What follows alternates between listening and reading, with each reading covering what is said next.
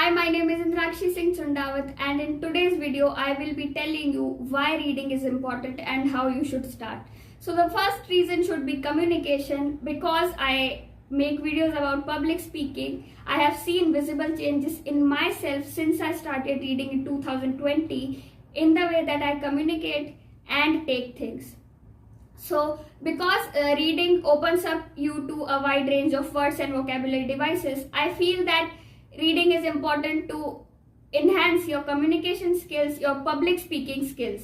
The second thing that I have realized is that whilst reading opens up in front of us these things about knowledge and words and language, it also tells us about new experiences. It makes us experience things before they happen to us. So let's say there's this book about going through teenage life, growing through the various phases that we go through. When you read a book about teenage life, you get a framework, you know the outline that okay, these are the changes that I'm going to go through, or these are the changes that my child is going to go through, and this is how the writer has handled these situations. And while the situations that you're going to face might not be identical to the writer's life, you'll get at least a framework, you'll get at least a reference point to start with. The first book that I would want you to read is The Secret by Rhonda Byrne. It's about the law of attraction, and it helps you discover the powers of your own mind and how you can get so many things if you just send out that energy into the universe.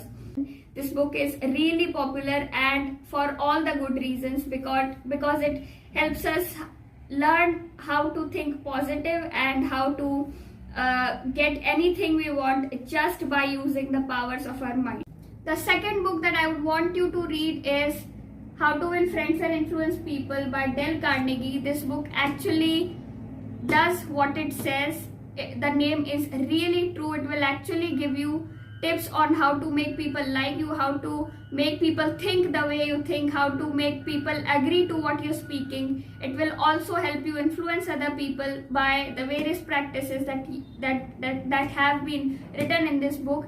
Personally, since it was written that the reader must underline all the things that he finds important to read them, go through them later, I did the same thing and I've read it twice, and it's a really good book, so I think you should read it. The third book that I would want you to read is The Power of Your Subconscious Mind by Joseph Murphy. The first book that I read in this segment was The Miracle of Positive Thinking. The second book I read was The Secret, and this was the third book.